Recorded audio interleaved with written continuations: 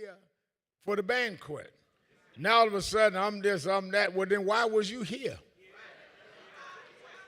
He got out the other day talking about they're going to try to name Fort Bragg Fort Al Sharpton. I ain't never been in the military.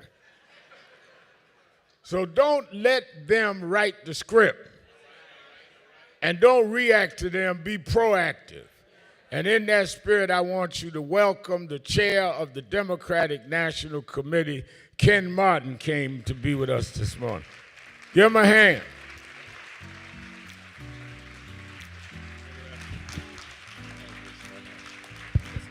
Hello. First of all, thank you for being with us. Oh, thank you so much. Thanks for the invitation. I also just want to acknowledge my great friend out there, Joyce Beatty. In addition to being a congresswoman, you mentioned, she's also an associate chair of the Democratic Party. She's one of our senior officers helping. She's all over the country getting the message out. So thank you for being here, Joyce. Let me go. Somebody got some counter programming going. Let me go to this issue. You've heard it said about there's a disconnect with the public, disconnect with the base, which includes blacks and young people and others. Whether that's exaggerated or not, you come at a time that the challenge is to connect and make that connection tight enough to get through a brutal administration. And I'm not even being partisan here. With civil rights under attack, this administration in 3 months came after diversity, equity, and inclusion, which we going after the private sector. I'm going to announce that Saturday. I just got the board vote on that. And they came after every aspect, black studies in Latino studies, LGBTQ studies in certain states, on and on and on. As we see the attack, part of the connection is that your base are the people they've been targeting. Tell us how you want to deal with, connect the reconnection with the base, and whether you think it's as bad as they say. Either way you see it, how do we reconnect? Well, thank you again and for having me here, Reverend. You know, look, the reality is we've lost ground with all parts of our coalition. Black and brown, poor white folks, people throughout this country right now who do not believe that the Democratic Party is fighting for them. And it's not a singular occurrence, by the way, of just one election, right? This has been going on for some time. You know, we have seen this for the last 20 years where people who have invested so much time and energy in the Democratic Party showing up, just hoping that they would actually put policies forward to improve people's lives, and oftentimes feeling like they were left out of the conversation. And now, to your point, we're at an existential moment where you have a tyrant in the White House. Truly, a tyrant in the White House. What we're seeing is unprecedented. The attacks on working class people, the attacks on communities of color, the attacks on the black community in particular, DEI programs, you name it, you go down the list of what we're seeing. It's not only unprecedented, it's dangerous.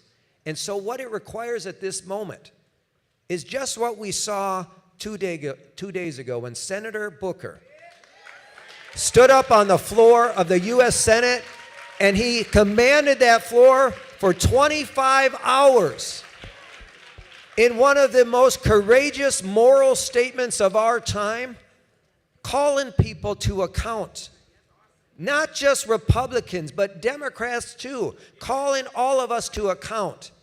What are we going to do in this moment when there's so much anxiety and frustration out there amongst the American people who are nervous about their futures? What are we going to do? And you know this, Reverend. The real question is, whose side are you on? Are you on the side of those rich billionaires? Or are you on the side of working class people who are just trying to get by in life but should be able to get ahead? That's the real question of our time. So for us as Democrats, we need to acknowledge we lost ground. And I would say this, Reverend. Part of the reason we lost ground is because I believe we're not investing in the community the right way. What do I mean by that? The only time many people in the black community or the Latino community or the AAPI community or the other parts of our coalition see us is 3 months before an election. We show up asking for their vote. The first conversation we have with people should not be asking folks to support our party or our candidates, asking them for their vote, and then them never hearing from us again, right? So one of the things we have to do is do what we did in Minnesota, which is we invest in year-round organizing. So imagine this. Imagine that the first conversation we have with someone is, hey, I'm Ken from the Democratic Party. I want to know what your hopes and dreams are, your aspirations. Tell me about the issues you care about. We never even talk about party or candidates. We build trust. And then eventually we build trust around shared values. The very last conversation should be introducing our party and our candidates. We have lost the trust of people throughout this nation because we're showing up and treating people as if they're a commodity. And the only thing we care about is their vote. We've got to care about their community. We've got to be invested in their community. We've got to show up when there's not an election, and we've got to be organizing all the time. When we get back, and you know this, of all the titles you've probably held over your years, in addition to Reverend, the most important to you is probably the most important to me, is that we're organizers. We're in the streets talking to people and making sure that people know that we've got their backs. It's so critical right now. There's the perception and you've addressed the perception of the connect, but there's also the perception that the Democrats are not fighting back enough.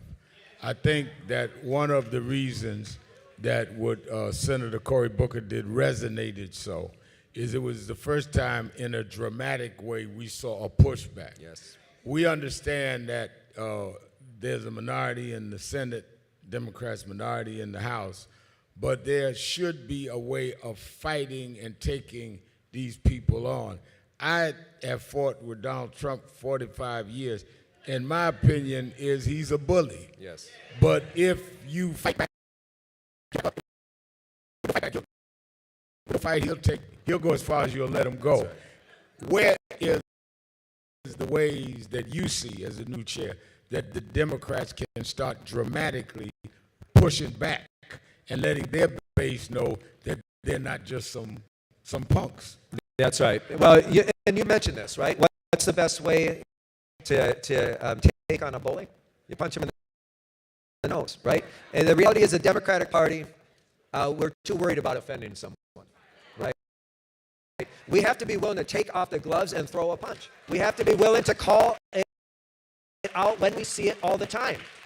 And so that doesn't mean, by the way, we need to engage in dirty politics or lying or misinformation or disinformation like they do. We just need to call it out for what it is and not be afraid to do it every single time.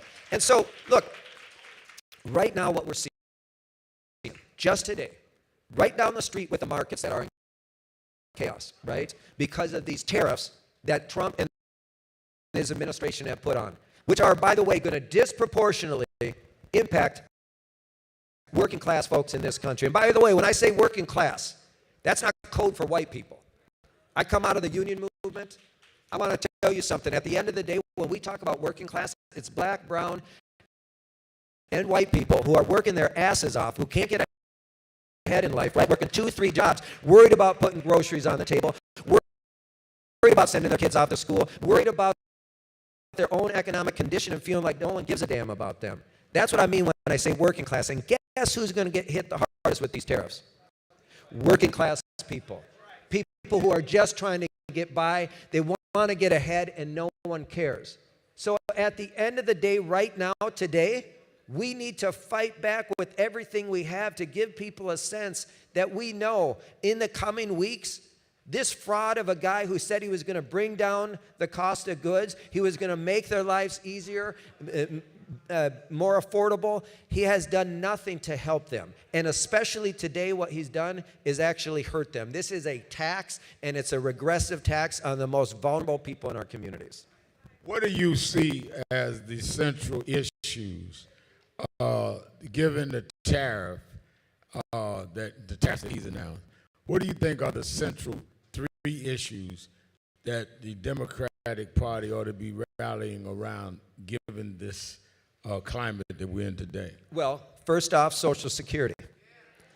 Second is Medicaid and Medicare, right? And the third thing we have to really rally around is affordability. Most people can't afford their lives anymore, right? And what's going to happen when they cut Social Security?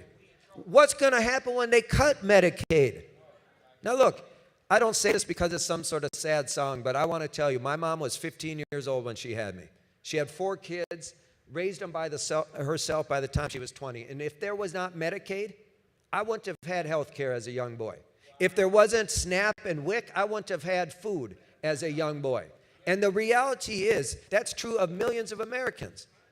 And so what type of moral statement are we sending when we allow an unelected billionaire and his Doge brothers to go around the government and just indiscriminately cut?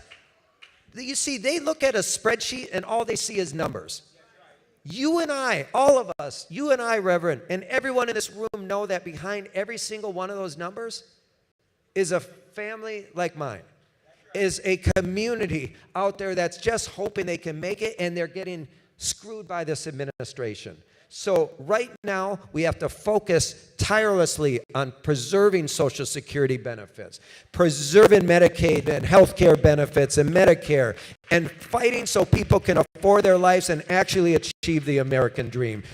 We have to fiercely focus on that. Now, we can get drawn into a bunch of other issues, and we do as Democrats. We take the bait, right? Donald Trump would hold out the shiny object and hope we respond over here, and then the next hour we're responding over here. Let's stay focused on the things that he doesn't want us to focus on, which is the American people squarely want us to protect Social Security, Medicaid, and Medicare, and make their lives more affordable. Night before last, we saw the Wisconsin vote, where the Liberal or Democrat won double digits, even though Elon Musk put in $20 million opposing her and went in there campaigning. We also saw in Florida, in 2 congressional races, an increase in the Democratic vote. They didn't win, but they did a lot better than we've seen in those districts. Is that an anti-Trump vote, or is that a combination of a new way of running and dealing with anti-Trump? It could be 2 things can be true at the same time. So I think it's both. And you remember this, Rev, about a month and a half ago, I launched my Organize Everywhere tour with you on the set of Morning Joe, right? That's right. And I believe that when you organize everywhere, you can win anywhere. There's no such thing as a perpetual red state or a perpetual blue state. Here in New York, as an example, because of a lack of investment over the years, because it's a blue state, we're losing vote share. That's right. And in red states, we're never going to turn a red state purple to blue unless we put some time, energy, and money there. And think about this. I was down in Mississippi, in Biloxi, Mississippi, 2 years ago with Brandon Presley, our candidate for governor. And I asked him, what more, he's tied, by the way, in this governor's race a month before the election. What more could the DNC be doing to be helpful to you in this moment? And he said, look, years of indifference and disinvestment in southern states by the National Party and all of our party committees has led to this moment where I'm on the verge of potentially being one of the few Democrats elected as a southern governor. There's no infrastructure there to help me. I got to build it all myself. That's shameful. So the role of political parties is simple. We got to win. But how do we do it? We build the infrastructure so our candidates don't have to do everything. You see, if we had the vision on that 10 years prior, we would have recognized that in Mississippi there's more African American voters per capita than any other state in this country. And had we done the work that a Stacey Abrams did in Georgia of registering and mobilizing and removing all these Jim Crow era voter restriction laws, right? We would have been better prepared to meet the moment. So I say this because right now, what we're seeing in these elections It's both a backlash to Donald Trump in what he and Elon Musk are doing. It's also a sense that Democrats are rising up and saying, you know what? We can win in places that people have written off, including those 2 Florida seats. Now, we talk about Wisconsin, which was amazing, right? Almost $100 million spent in that judicial election, the most expensive judicial race ever. And we won by double digits in a state that most of their elections are decided by 1 point either way. So it was clearly a repudiation of Elon Musk and Donald Trump. There's no doubt about it. But if you think about Florida, those 2 races, Florida 6 is a plus 30% district for Donald Trump. Florida 1 is a plus 37% district. They won each of those races, the Republicans, by less than, meaning we cut their margins in half. Why is that important? Because for any Republican out there right now that won in a close race last cycle, they've now been put on notice that we're coming for you. We're coming for you. You best be prepared because Democrats are coming for you. As you reorganize the Democratic approach to these elections, many people were heartbroken with the defeat in 24. I know people that were just traumatized and took a long time getting over that because people just felt that there was no way a man with 34 felony convictions, sexual harassment conviction, that this country was going to re-elect him president over a woman with such clear credentials, clear background, and was right on the issues. What is your strategy for those that just gave up and say, look, I'm just out of it, this doesn't make sense? How do we appeal to voters that gave up and feel there's no use? Well, look, I'm not going to abide by anyone who blames Kamala Harris for that loss. It wasn't her fault. It was not her fault. And we asked her, by the way, in 107 days to do the improbable, right? Which was to turn the tide that was already, the headwinds were so strong. But we asked her to infuse our party with energy and excitement after that summer month of July when we were all depressed and sure of defeat. What did she do but come in and it not only infuse our party with excitement and energy, but it was off the charts like nothing we've seen before. We asked her to raise the money that we needed to compete in that final 107 days. She raised a record amount of money. We asked her to bring joy and optimism and a sense of hope to the public. What did she do? She did all of that. So we're not going to blame Kamala Harris for the loss at all, right? We got to be more introspective than that. But what we got to do is also acknowledge the pain, because she was the first black woman nominee of our party, and our party in some ways turned its back on her. There were 19 million Democrats who voted for Joe Biden in 2020 who didn't vote for Kamala in 24. That's a combination of 8 million people who actually voted, who voted for someone else, either Trump or someone else on the ballot. It was 11 million people who stayed home. The couch won. And we got to figure that out. That's not Kamala's fault. That's our fault as Democrats. So we got to give them a sense. Guess what, Rev? You know this. Every election has consequences. When you win elections, we can do good things to improve people's lives. And when we lose, look at what the hell we're dealing with right now in the White House. So we've got to do a better job, not Kamala. We as Democrats got to do a better job of exciting people and getting them out to vote. DNC Chair Ken Martin, give him a hand. Thank you so much. Give him a big hand. Thank you.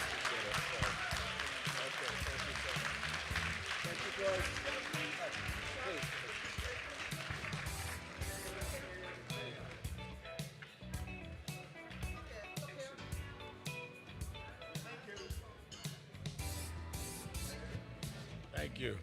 All right. Let me say to you that are just coming in, you have the schedule. We're going to do a couple of fireside chats this morning, and then some are going to the women's luncheon that have tickets, and then some are going to be here for continued fireside chats. I think some of our locals are going to do the weekly march on DEI. At 2 o'clock, we're having the candidates for mayor in New York, one by one, come and answer questions from a panel of NAN folks. One of the things that we ask people to do throughout the day and tomorrow and to Saturday, Saturday is when we're going to announce what company we're going to hit, what put on notice, and so I want everybody here Saturday, 9 o'clock. Now, one of the things that I would ask you to do, and I'm asking now, I'm not going to be nice about it later, is when we have candidates here, you may be supporting another candidate. I want everybody to hear everybody, the questions and the answers, and let the other candidate that you don't support explain their question and answer.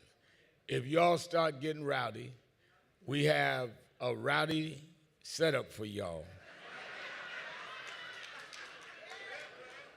And I'm telling you in advance, we're not going to have people disrupt this convention. I just want y'all to know that.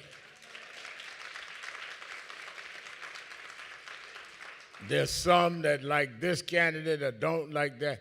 If you are confident about your candidate, you have no problem letting everybody speak and let the folk make up their mind. But if you think you can force your candidate down our throat, we will see you when you get out of jail. Because I've instructed all our security to just remove you and hand you over to the popo.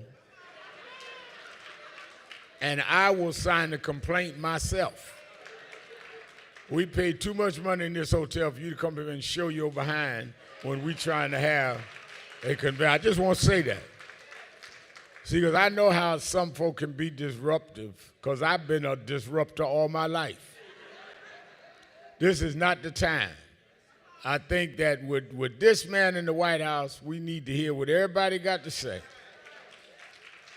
And don't have to agree with it, but we need to hear what everybody got to say and go from there. And I think that NAN is a vehicle to do that. So I think that that is extremely important. The other thing, and we're getting ready to get into this discussion, is that we were talking in the board meeting. I don't remember a time that civil rights and labor was under the attack that it is under now. So this is time for grown-ups to fight, that know what they're doing, not grown up in terms of age, but in terms of knowing the skills, because some young folk are very skillful. You know, we need that skill. They know how to operate social media. Some of y'all think TikTok is some board game. But we need all hands on deck, because we are fighting people. The one thing you got to give Trump and them is they don't mind telling you they're against you. He ain't leaving nothing for guessing. They taking black military people off the website of the Department of Defense.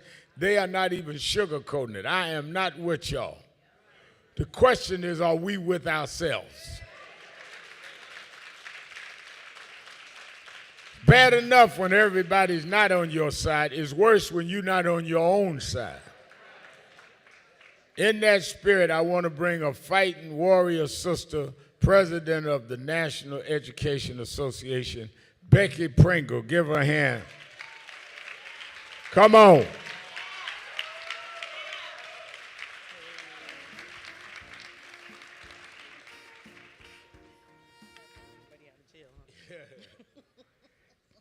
First of all, thank you for being with us.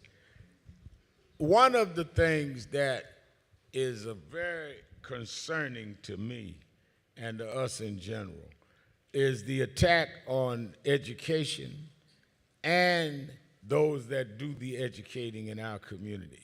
And this has been a buildup we've seen in Florida in terms of certain studies.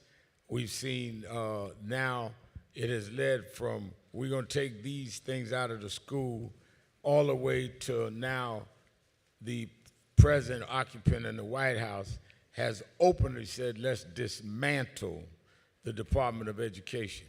When he says, let's dismantle the Department of Education, let the states handle it. To somebody like me coming out of civil rights background, we're going back to states' rights. This is pre-1954 Brown versus the Board of Education. The whole idea of Brown versus the Board of Education, Congresswoman, is that the federal government would protect us from states that would discriminate. That's what Brown was. By dismantling the Department of Education and let the states do it, it means some states can do what they wanted to. We're going back to Confederate times. How do we deal with the state of education right now? So, Rev, you and I have talked a little bit about that. This is very different. It is a very different time. You and I have fought a long time. I'm not going to talk about you, but I have been on this earth for a minute. And I've been on a minute and a half, but go ahead. And so, you know, we fought through a lot of things, for sure. And we know that with all progress, we're going to have backlash. We know that. We've lived through that our entire history, our entire time in this country. But there is something different happening now, and folks need to understand that and recognize that. The Department of Education was established after the height of the Civil Rights Movement, but it really was an extension of the Civil Rights Act, and we don't always talk about the Civil Rights Acts, plural. When we talk about that, we don't always talk about education. But at the end of the 60s, the Elementary and Secondary Education Act was passed. And the department was formed shortly thereafter, and it was given the authority to oversee that. And the purpose of that act at the outset, we had some issues after, but at the outset, the purpose of that act was to make sure that the federal government had a role to play in closing those gaps of inequity that were based on race and income and ability, most especially. And so with the establishment of that act and the federal government overseeing that, we saw other programs come from that. So we saw IDEA, the Individuals with Disabilities Education Act, which, by the way, was never funded, as you know, right, as it was promised at 40%. The highest it might have gotten in some of our more favorable administrations, about 22%. But nonetheless, the federal government had a huge outsized role to play in the education of our students with disabilities. And also Title I, which is the program that the department funds to ensure that they can close those gaps for our students who come from low-income families. So with the Trump-Musk administration's efforts to not only close the Department of Education, because, Rev, I want to be really clear, this has already started. It is already happening. He doesn't have to close the department to have the impact on the kids. He's already taking the funds already. We're already seeing teachers losing their jobs who have been funded by the federal government specifically to work with our students with disabilities. So it's already happening. He's gutting the department and firing people.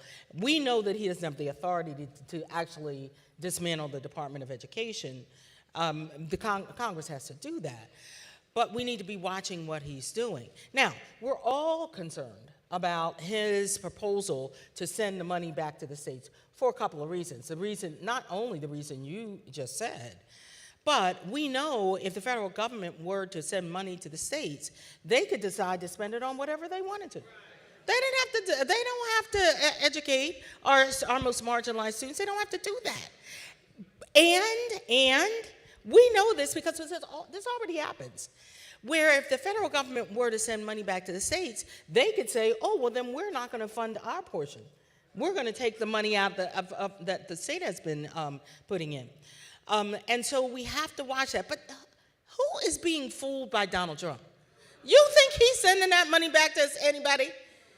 That money is for the billionaires. Let us be clear about that. So that's not going to happen anyway.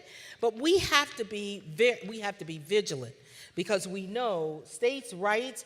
We know what that was. That was a dog whistle to say we are not going to stand up for those civil rights that we fought so hard to get.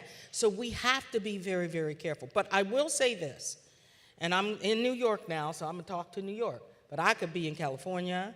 I could be in Minnesota. I could be in a lot of states that in this moment, we need to figure out how we fight for rights. The rights of our students, the rights for our families, the rights for our educators, the rights of people in places where we can, while the federal government is trying to take away rights from everyone. So every single level of government right now has a responsibility to try to expand rights as this federal government is trying to contract them.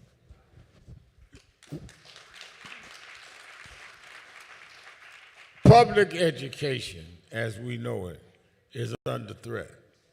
And if they can get away with controlling on a state-by-state, city-by-city, then county-by-county education, they will begin isolating us in schools ill-equipped and without the resources. And we will end up going back to the days where we had segregation that caused a real deficit in how we educate the next generation, because the generation ahead of it was ill-prepared. I tell people all the time, Becky, that students particularly, I just spoke at Yale, and they said, why do we have to pay for what our grandparents did? I said, because when I was going to school, my mother couldn't help me with certain mathematical stuff because she couldn't go to school and learn that. Yours did. And I think that we're going back that way. It's my grandson may get, if he is in public schools the way it's going now, less than I got. How do we reverse that and address that? Because that's not the rah, rah, rah activist stuff that we're used to, but it is a vital issue that you and NEA has to lead the charge, that it is not sexy, but it is fundamental that we deal with this retreat on public education. So, Rev, whenever you've heard me speak, I always talk about reclaiming public education as a common good, as a foundation of this or any democracy, honestly. But I never stop there. I always go on to say that we have to build a movement to actually transform public education into something it was never designed to be: a racially and socially just and equitable system that prepares every student, everyone, to succeed in a globally diverse and interdependent world. And the reason I add that part, the transformation part, is because, let's be honest, I will talk about promoting and protecting public education, but I always add strengthening, because it's not what it needs to be right now. We're going in the wrong direction.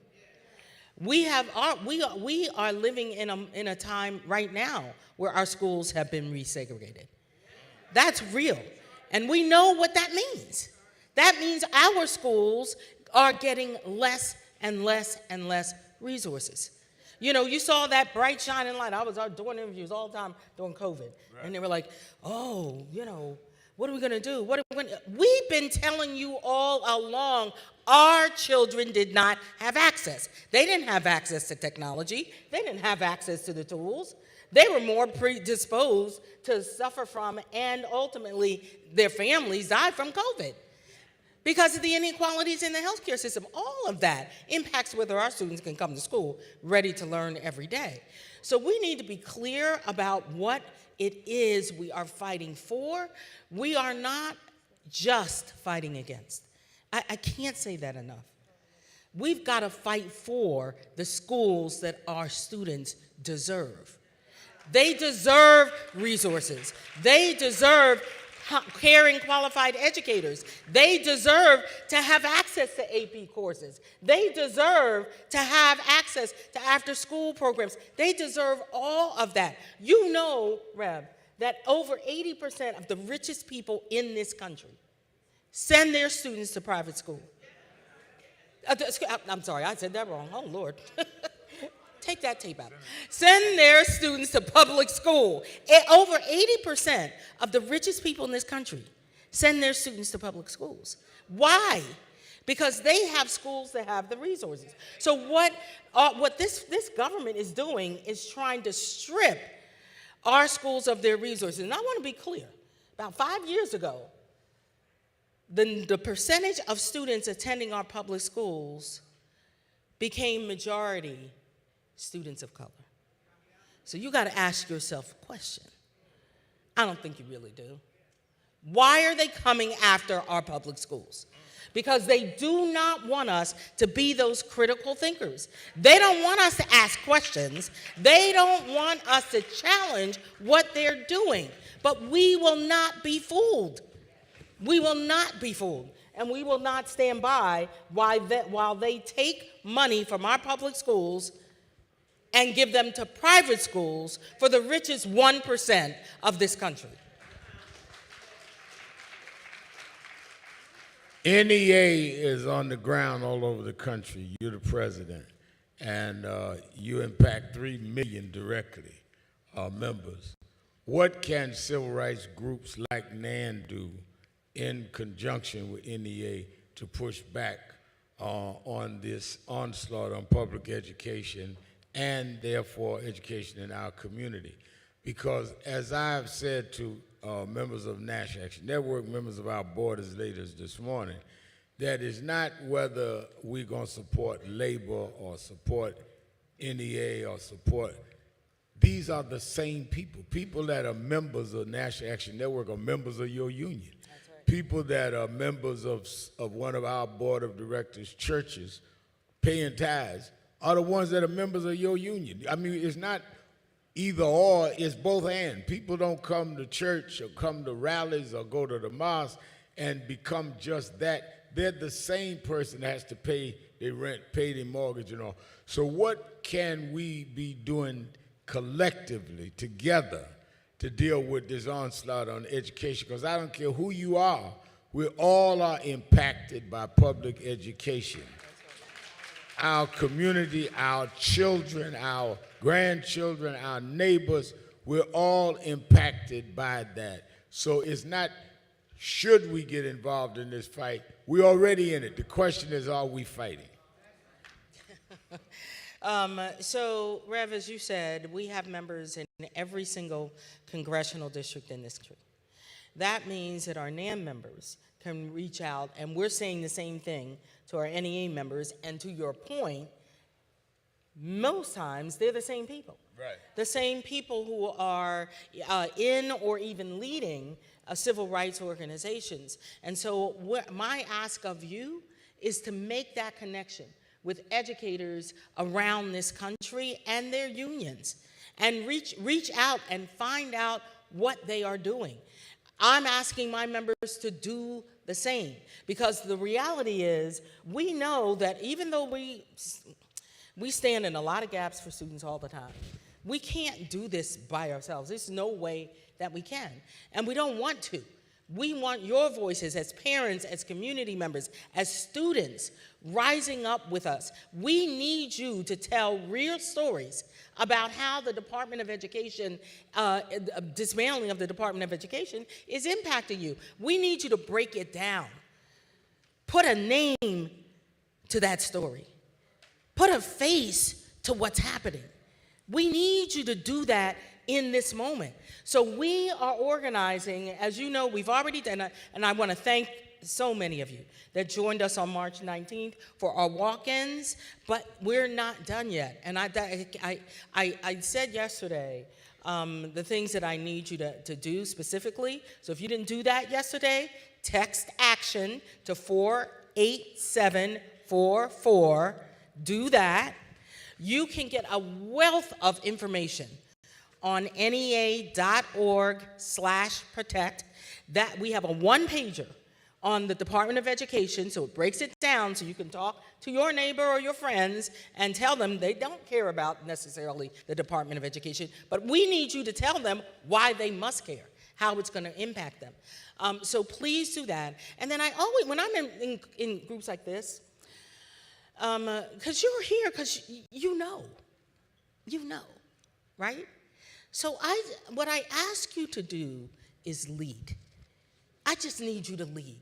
Lead from where you are. You convene groups in your home or after church. You convene groups, or you set up an education committee within your chapter of NAN if you don't already have one. And I'm going to leave you with this, because I want you to remember why this is so important. Of all the civil rights for which this world has fought and died for 5,000 years, the right to learn is fundamentally the most important. The freedom to learn, that's what's on the line right now. The freedom to learn has been fought for thousands of years. And we must, in this moment, fight to the last ditch to keep open the right to learn. W.E.B. Du Bois said those words a century ago, and they are still true today. We need you to fight for our babies' right to learn. I know you can do it. You know you must do it. And I'm dependent on you that you will do it. It is very well known to any conscious person that if you can keep people uneducated, you can keep them discriminated. That is why the first thing they did in slavery was make it against the law for us to read and write. And whites would be penalized if they were caught teaching us how to read and write. You have to make uneducated those that you want to be enslaved. And one of the things that's why I like your fighting spirit so is that they have in some ways lured some of our people, particularly young men, young black men, into feeling like we supposed to be where we are. Man, ain't no use doing all of that. This is who we are. We have made a culture out of being unequal. You know, I don't need school, I don't need that. This is what it is. I'm in the hood. And we're glorifying where we were placed rather than who we are. To glorify being in the hood, act like we decided to be in the hood. They put us in the hood. Don't glorify your predicament, change your predicament. And I think that's the challenge we have to do together. That is a huge challenge, and we have to figure that out, right? Because there is no reason, first of all, there's no reason why over 90 million people didn't vote. We wouldn't be having this conversation today. So we need to understand that, and we absolutely have to address it. And certainly any of our young black or brown and indigenous folks who didn't either didn't vote or voted for Donald Trump, now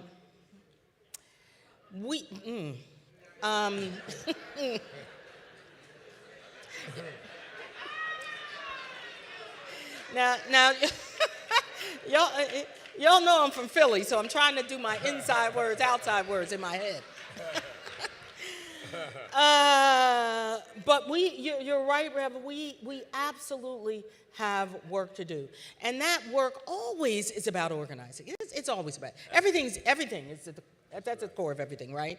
And what is organizing? Having those one-on-one conversations, talking with the people you know, listening, perhaps holding in some of them inside words, listening, and then meeting people where they are. Meeting people where they are. Because as I travel around this country and I listen to some of those people who made the wrong choice, you know what they're saying. That's right. I didn't vote for that. Well, yes, you did.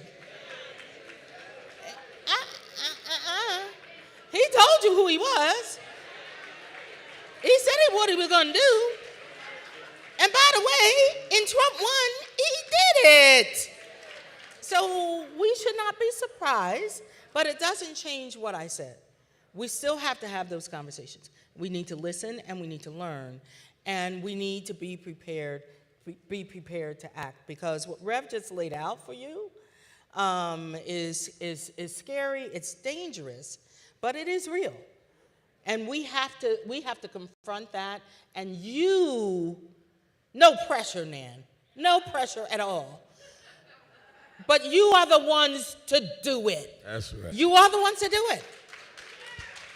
Well, let me say, and I think the reason why our work with NEA is so important is we have to change the minds of some of our people that feel that we shouldn't even try to do more. Many of you, particularly you and Nan, remember a few years ago when I had come out strongly against the use of the N-word. Some of my friends got upset. I remember they called me down to a conference, Congresswoman Beatty, a gathering, about 10 or 12 rappers and me in somebody's house, and they was telling me they had the right to free speech. I said, you don't have the right to call nobody else out their name. They won't put the record out. What are you talking about? And so about 3 days later, one of them got on television and debated me. And we got the right to say the N-word. And he had a nigger fit, nigger, nigger, nigger, nigger, nigger. And I just kept saying, look, how we, I grew up under Reverend Jackson, how we define ourselves, how we confine ourselves. And he just had a fit. So I let it go. We went on about our business. About 2 weeks later, Becky, they hit me on the office phone and said, the same rapper was on the phone, wanted to talk to me. Now, I saw something in the paper that he had got arrested for something. So I figured that was what it was about. And I said, put the call through. I said, what's up, man? He said, yeah, man, I got a problem. I said, what happened? He said, I got busted. I said, yeah, I saw something in the paper. What happened? They busted me, man. I said, what do you call me for? I need you. He said, they violated my civil rights. I told them, niggas ain't got no civil rights.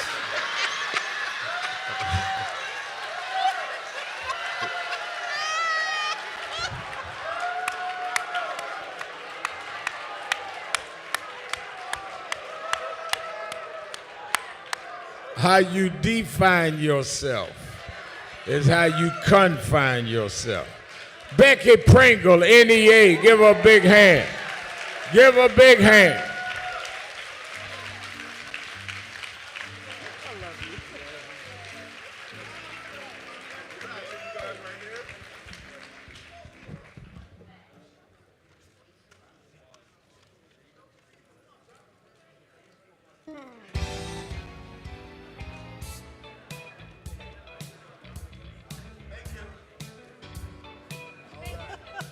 I was going to say, you ain't the only one.